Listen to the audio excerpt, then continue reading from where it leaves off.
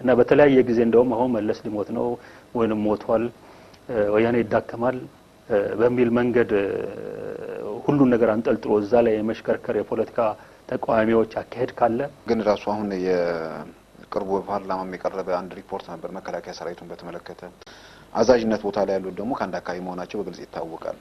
ስለዚህ ይሄ አብዛኛው ወታደር የትግራይ ህዝብ ሁሉ እንዳልተጠቀመ ደግሞ ለማንም ግልጽ ነው። ግን ኢትዮጵያን እየገዙ ያሉትና ኢትዮጵያ ውስጥ ደግሞ ከፍተኛው ስልጣን ያዙ ደግሞ ትግራይ ተወላጆች ናቸው። እንደዚህ አይን ባወጣ መንገድ በዘር ላይ ተመስርቶ የፖለቲካ ድርጅት አቁሞ በአንድ ዘር ላይ የተመሰረተ የስልጣን አያያዝና የጥቅም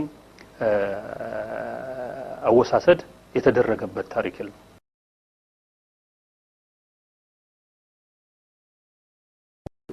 በፈለከው መንገድ ብታገላብጠው እነዚህ ሰዎች ባስገድዳቸው ወይ ያስወግዳቸው ካልሆነ በስተቀር በኔጎሺዬሽን የሚለው ነገር እንዲሁ ዝም ብለን ሃይፖቴቲካል የሆነ ነገር እናድርግ ካልተባለ በስተቀር እኔ መሄጃ የሌለው መንገድ ነው ብዬ ነው ማለት። አይ ምናልባት ለሰውም የጠራ ነገር ምክንያቱም ሰው ጭንቅላት ውስጥ የሚብላሉ ነገሮች ናቸውና እነዛን እያነሱ መነጋገሩ በተወሰነ ደረጃ ይጠቅማል። አዎ ድንገት ቢመጡ ድንገት በቃ ሁሉ ነገር መሄጃ ያሳጥቶናል ያለው። ስለዚህ እንደምን ማድርገን ከተቃዋሚው ከምኑም ጋር ተስማምተን አንድ አይነት መውጫ ነገር እንፈልግ የሚባል ነገር እኔ በአይምሮ ዲሲፕሊን ደረጃ እንደ አንድ ሪሊ ኢትዮጵያን ፖለቲካ በሚገባ በተለይ ደግሞ ወያኔነት የፖለቲካ ድርጅት በሚገባ በሚያቅሰው ማይንድ ሴት ለኔ ጭንቅላት ውስጥ ቀዳዳ አልከፍትም ለኔ። ምክንያቱም በጣም አደገኛ የሆነ አቅጣጫ ነው የሚል እምነት ነው ያለኝ።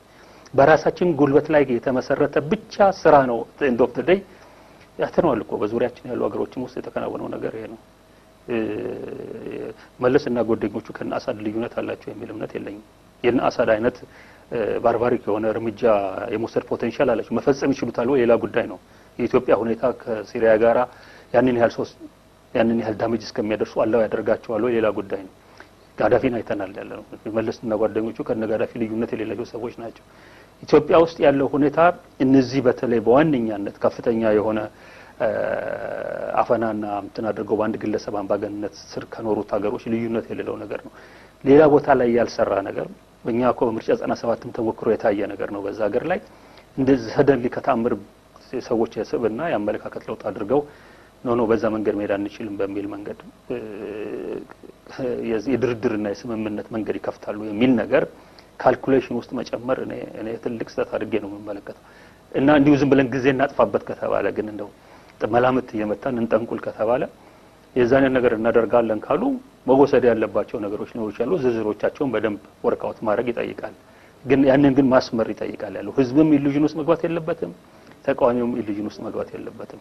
እና በተለያየ ጊዜ እንደውም አሁን መለስ ሊሞት ነው ወይንም ሞቷል ወያኔ ይዳከማል በሚል መንገድ ሁሉን ነገር አንጠልጥሎ እዛ ላይ የመሽከርከር የፖለቲካ ተቃዋሚዎች አካሄድ ካለ ያካሄድ በከፍተኛ ደረጃ መታረም አለበት። ይዳከማሉ፣ ነገር ግን ተዳክመው በጥርሳቸው ተንጠልጥለው ስልጣን ላይ መቆየታቸው አይቀርም ያለው እኛ እስካልገፋናቸው። ስለዚህ የመገፋት አቅማችንን ማሳደግ ይኖርብናል የሚለውን ነገር ነው። ለአሁን ላለንበት ወቅት ላይ ደርስ ይችላል ያለው 15 ቀን ለወር ላይ ደርስ ይችላል የምናደርገው እንቅስቃሴ። ግን ዞሮ በሚገባ እስከዛሬ ያልተሰራውን ስራ አሁንም ቢሆን ሰርቶ በገዛ አቋምና ጉልበት ላይ ተመሰረተ ግፊት የማድረግ ነገሩ የሁሉም የትግላችን ስልት ፕራዮሪቲ መሆን አለበት የሚል እምነት ነው ያለኝ። በዚህ አይነት እንቅስቃሴ ውስጥ ምናልባት አሁን የሰራዊቱ ሚና ምክንያቱም በታችኛው እርከንም ይሁን መካከለኛ ላይ ያሉ ከዛም ባሻገር እንግዲህ በምርጫ 97 የታየ ያለ ከፍተኛ የጦርና አዛዥነት ደረጃ ላይ የነበሩ ከተለያየ ብሔረሰብ የተወለዱ ሰዎች ያው ስርዓቱን በመቃወም የወጡበት ሁኔታ ስላለ እንዲህ አይነት በተለይ ደግሞ አቶ መለስን የሚያህል ሰው ከዛ ቡድን ሲለዩ ሰራዊቱ አካባቢ ምናልባት እንቅስቃሴ ሊኖር ወይ ደግሞ ተቃዋሚዎችን መደገፍና እንደዚህ አይነት እንቅስቃሴ ውስጥ የመግባት ነገር ሊኖር ይችላል። ይሄንንስ እንደው ለትግሉ የሚያግዘው ነገር ካለ ብዬ ነው። እንደኛ ከምርጫ 97 በኋላ ጠቅላላ በተወሰነ ደረጃ ኢንዲፔንደንትሊ በነጻነት ሊያስቡ ይችላሉ ብለው ያሰቧቸውን ከፍተኛ መኮንኖች በስፋት ጠርገው አውጥተዋል ያለው እና በተቻለ መጠን በሲቪል ቢሮክራሲ ውስጥ የተፈጠረውን አይነት ሰው ነው አርሚ ውስጥ ያዛውን ያላቸው ሲልኩት ወደት ብሎ የሚላክ አይነት ነገር ነው እና በግለሰቦች ደረጃ በጀነራሎች በኮሎኔሎች ደረጃ በምርጫ 97 ላይ የነበረ የተወሰነ ቢሆን ያኔም ቢሆን በጣም ደካማ መሆኑን መርሳት የለብንም። እንደ ደርግ ጊዜ መኮንኖች እንደ አፄ ኃይለ ሥላሴ ጊዜ መኮንኖች የራሳቸው ክብር ያላቸው ከፍተኛ የሆነ ዕውቀት ያላቸው አንዳንድ የማይሆኑ ነገሮች ቢታዘዙ ኖ ማለት የሚችሉ ሰፊ የመኮንን ክምችት ያለበት ሰራዊት አይደለም ወያኔ። በጣም ከፍተኛ ድክመት የነበረበት ነው።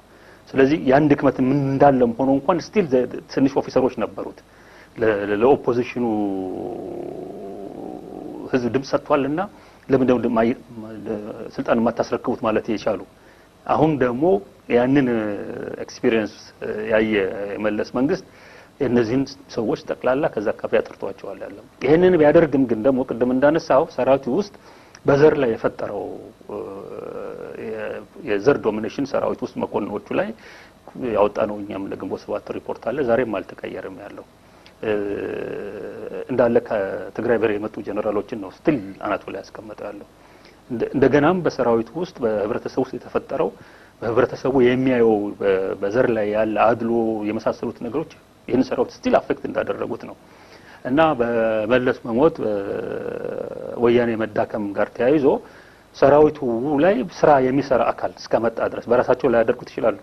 ስራ የሚሰራ አካል የሚያደራጅ አካል በመካከላቸው የሚያሰባስብ አካል እስከተፈጠረ ድረስ ከህዝቡ ጎን ቆሞ ትግል ለማድረግ የሚፈልጉ ወይንም የሆነ ሁኔታ ይመጣ ልክ ሌላ ሀገር ላይ እንደሆነው ሰራዊት የነጻ ሰራዊት አይነት ሮል ወስዶ ከህዝቡ ጎን ቆማለሁ የሚሉ ቡድኖች ሂደቱ ሊፈጥራቸው የሚችልበት ነው። ግን አደራጅ ለዚህ ነገር ሁኔታ መቻች በጣም አድካሚ የሆነ ስራ እዛ አካባቢ መሰራት አለበት። ኮርስ ብለህ ህዝቡ በጣም በስፋት የሚነሳበት ሰዓት ላይ ያለዚህም አደራጅ ሰራዊቱ የሆነ ነገርም ሊሆን ይችላል ያለው እሱ ግን ድርጅትን የመሰለ ግን አስተማማኝ የሆነ ይሄን ነገር እንዲሆን የማድረግ አቅም ያለው ነገር የለም ያለው። ስለዚህ ሁኔታዎች አሉ። በላይ ኦፊሰር ደረጃ ብዙ መጠበቅ አይቻልም። ነገር ግን ሰራዊቱ ውስጥ ባለው ጠቅላላ ግን ሁሉም ህብረተሰብ ውስጥ ያለው መከፋት በዘር ላይ የተመሰረተ አድሎ ሌላው በደል በሙሉ ተጨምሮ ሰራዊቱም እንደማንኛውም ህብረተሰብ ክፍል የተከፋ ነው። ሁኔታዎች ቢመቻቹለት እሱም ሊያመጽ ይችላል ያለው ከህዝብ ጎን ሊቆም ይችላል ያለው። ተቃዋሚው በተባብሮ ባንድ ላይ በመጣ ቁጥር ደግሞ ፍራክቸርድ በሆነ በዘር ላይ ተመስርቶ በመለያየት ላይ የተመሰረተ ዘሩን ለይቶ የመደገፍ ነገር ሳይሆን እንደ አንድ ኢትዮጵያዊ ኃይል በተባበረው ተቃዋሚ ጋር ደግሞ በጋራ የመቆም እድሉን በጣም ትልቅ ያደርገዋል። ስለዚህ የተቃዋሚዎች ትብብር ቅድም መጀመሪያ ላይ የተነሳው በተባበረ መንገድ ሰራዊት ውስጥ ያለው አካል በሙሉ ተባብሮ ከተቃዋሚ ጎን እንዲቆም ለማድረግ እድል የሚያመቻችም ነገር ነውና ስራ ይጠይቃል። ግን ሁኔታዎች ዝግናቸው ማለት አይደለም። አሁን ግን ራሱ አሁን የቅርቡ ፓርላማም የቀረበ አንድ ሪፖርት ነበር መከላከያ ሰራዊቱን በተመለከተ የማመጣጠን ስራ እየሰራን ነው የሚል ነገር ሲቀመጥ እዛ ላይ በታችኛው እርከን ላይ በተለይ ተራ ተዋጊው አካባቢ በሚታይ ደረጃ ባይገልጹትም ፖለቲካ ባለሙያዎችም ደጋግመው የሚሉት ነገር አለ። አብዛኛው ጠመንጃ የሚሸከመው ወታደር ከኢትዮጵያ ከየትኛውም ብሔረሰብ የመጣ ሊሆን ይችላል። አብዛኛው እንደዛ ነውና አዛዥነት ቦታ ላይ ያሉት ደግሞ ከአንድ አካባቢ መሆናቸው በግልጽ ይታወቃል። ስለዚህ ይሄ አብዛኛው ወታደር ምናልባት እንደዚህ ወታደራዊ እንቅስቃሴ መሳሪያ ነሳ ኃይል እንቅስቃሴ ቢያደርግ የመቀላቀል እድሉ ሰፊ ነው ተብሎ ብዙ ጊዜ እና እንዲህ አይነት ነገሮች ደጋግሞ እየተነሱም ስለሆነ አሁን እርሶ እንደሚሉኝ ኢትዮጵያ ውስጥ ያለውን ነገር ያው በተገቢ መንገድ በመደራጀት በመታጠቅ ነው መለወጥ የሚቻለው እንጂ እነሱን በመለመን አይደለም የሚል ነገር ነው የሚያነሱት። ይሄን ለማድረግ ደግሞ በተለያየ መንገድ ከስርዓቱ ከድርጅቱ ከህወሓት የሚወጡ ሰዎች ይሄንን ትግል ከኢትዮጵያውያን ጋር ተቀላቅለው ያንን ነገር መክፋት አለብን ብለዋል። አንዳንዴ ግን ከህወሓት የወጡ ሰዎች እውነታውን አይቀበሉም የሚል ነገር ደግሞ ብዙ ጊዜ ይነሳል። የሚታየውን እውነት ለምሳሌ ስልጣን ላይ ያሉ ሰዎች ወይም ሀገሪቱን የሚመሩት ህወሓቶች ናቸው ወይ ደግሞ የትግራይ በላይነት አለ ሲባል ያን አይቀበሉም።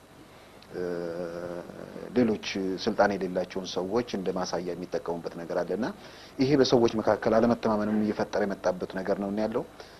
ምንድነው እዚህ ላይ እንደው በእነሱ በኩል ምንድነው መደረግ ያለበት? በእርግጥ የትግራይ ህዝብ ሁሉ እንዳልተጠቀመ ደግሞ ለማንም ግልጽ ነው። ግን ኢትዮጵያን እየገዙ ያሉትና ኢትዮጵያ ውስጥ ደግሞ ከፍተኛው ስልጣን ያዙ ደግሞ ትግራይ ተወላጆች ናቸው። ያ ትልቁ ፈተና ለትግራይ ኤሊት ይሄ ነው። አሁን ያነሳው ጥያቄ ነው። ምልህ በኢትዮጵያ ታሪክ ያለፈው ጊዜም ባደረግነው ኢንተርቪው በዚህ ጉዳይ ላይ ሄደንበታል። እንደዚህ አይን ባወጣ መንገድ በዘር ላይ ተመስርቶ የፖለቲካ ድርጅት አቁሞ በአንድ ዘር ላይ የተመሰረተ የስልጣን አያያዝና የጥቅም አወሳሰድ የተደረገበት ታሪክ የለም። ይሄንን የመሰለ ነገር በሌለበት ሰዓት ላይ እንኳን ጥቂት ሚኒስቴሮች ባክግራውንዳቸው አማራ ስለሆነ በመሬት አያያዝ ላይ የተለያዩ ብሔር ብሔረሰብ ባላባትና መሳፍንቶች የትልልቅ መሬት ባለቤቶችም ሆኖ የአማራ ባክግራውንድ አላቸው የሚባሉ ሰዎች የመሬት ባለቤት ስለነበሩ ስርዓቱን የአማራ ስርዓት በማድረግ የአማራ ገዢ መደብ የሚል ተቃውሞ በሳ ስርዓት ላይ እንዲነሳ ያደረገ የአማራ ምሁር የአማራ ተማሪ እስከ መምጣት ሄዷል።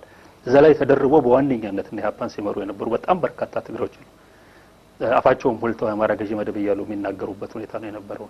ዛሬ ወያኔን በትግሬ ገዢ መደብነት ወይ በትግሬ ገዢ ጉጅልነት ፈርጆ ጠቅላላ የሀገሪቷን የወታደራዊ ኃይል፣ ጠቅላላ የሀገሪቷን የስለላ ኃይል፣ ጠቅላላ የሀገሪቷን ኢኮኖሚ በቁጥጥሩ ስር ያስገባ አይን ያወጣ መደብ ባለበት ሰዓት ላይ ይሄ አካሄድ ትክክል አይደለም፣ እንዲህ አይነት አይን ያወጣ የዘር ዶሚኔሽን አለ ብለው ለመናገሩ ድፍረቱ ባጡ ቁጥር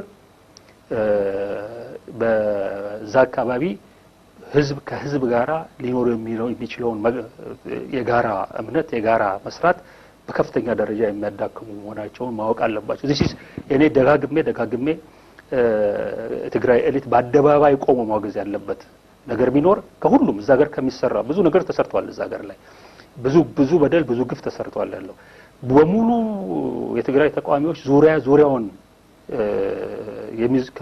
የሚዞሩት አንድ መሰረታዊ ቁም ነገር ቢኖር ይሄ በዘር ላይ የተመሰረተ የበላይነት መኖሩን አለመናገር መናገር መቻል አለባቸው።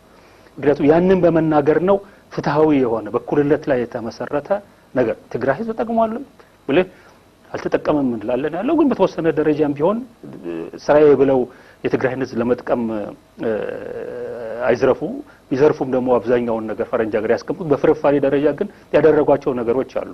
ያን ጥቅም አድርገን እኛ እንመለከተው በፖለቲካ መልኩ ተጠቅሟል የትግራይ ህዝብ ሁላችንም የምንመለከተው ነው። ከሌላው አካባቢ የበለጠ እስከ ቤተሰብ ድረስ የሚወርድ የስለላ መዋቅር ተጭኖበት መተንፈስ የማይችል ህዝብ መሆኑን እናውቃለን ያለው አደሰም ታይም ግን በስሙ የሚነግዱ ድሮም እኮ የተባለው በአማራ ገበሬ ስም የሚነግዱ እየተባለ ነበር የሚቀርበው ያለው በስሙ የሚነግዱ ስልጣንን ሙሉ በሙሉ ታይቶ በማይታወቅ ደረጃ በኢትዮጵያ ታሪክ ውስጥ የያዙ የትግራይ ተወላጆች ያሉበት አገር ነው። የትግራይ ገዢ መደብ ተፈጥሯል። የትግራይ ገዢ ጉጅሌ ተፈጥሯል ያለው ሌሎቹ በዙሪያቸው ያሰባሰቧቸው ተለጣፊ ድርጅቶች ውስጥ ያሉ ሰዎች ያ ስልጣን የላቸውም፣ ያንን ሀብት የላቸውም ያለው አይን ያወጣ ልዩነት እስካለ ድረስ ይሄን ታክል አድርጎ ለትግራይ ህዝብም ለኢትዮጵያ ህዝብም እንዲህ አይነቱ በዘር ላይ የተመሰረተ የፖለቲካ የኢኮኖሚ የበላይነት አይበጅም።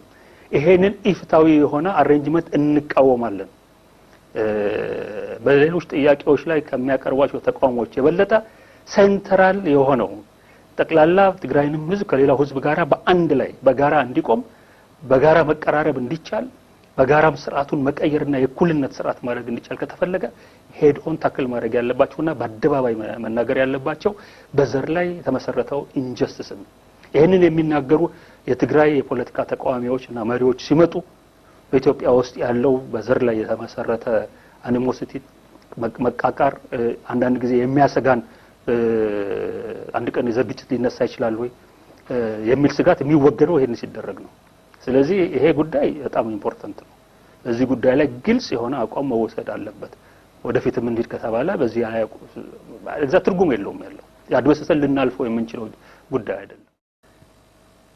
መልሰ መሄዱ ወይንም መልሰ መታመሙ ተመልሶም ሊመጣ ይችላል ያለው ሪከቨር አድርጎ ምናምን ነገር ግን ሁኔታዎች ድሮ እንደነበሩት እንደማይቀጥሉ የታወቀ ነው። ያ ማለት ግን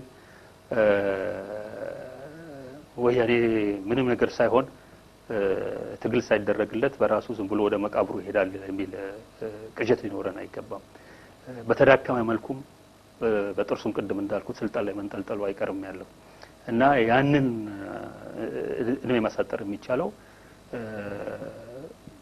ማንነታቸውና ምንነታቸውን በደንብ አውቆ በመታገል ብቻ ነው።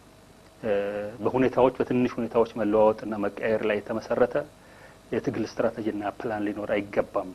በዋነኛነት በራሳችን ጉልበት ላይ ተመስርቶ ሁኔታውን ተቆጣጥረን ልናስወግደው የምንችልበትን ሁኔታ ማምጣት መቻል አለብን በራሳቸው የውስጥ ቅራኔ የሚፈጥሩት መቃወስ ለትግላችን ይጠቅማል። ነገር ግን ያ ግን እነሱን አይጥልልንም፣ የምንጥላቸው እኛ ነን። በዛ መንገድ መታሰብ አለበት ነው ብለው። በጣም አመሰግናለሁ። ክቡራን ተመልካቾቻችን ከአቶ አንዳርጋቸው ጽጌ ጋር ያደረግነውን ቃለ ምልልስ በዚሁ ያጠናቀናል። ሳምንት ከሌላ እንግዳ ጋር እንመለሳለን። ጤና ይስጥልን።